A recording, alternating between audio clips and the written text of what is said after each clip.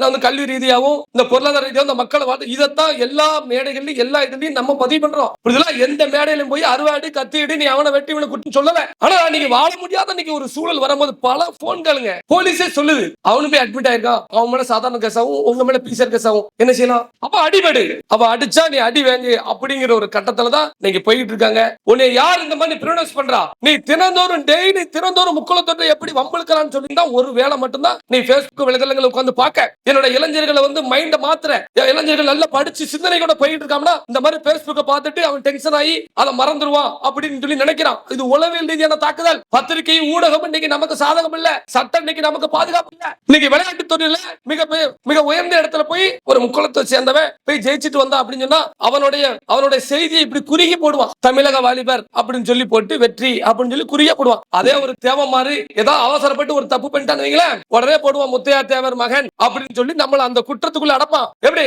அதான் உளவியல் ரீதியான தாக்குதல். இது எல்லாம் நீங்க புரிஞ்சுக்கணும்.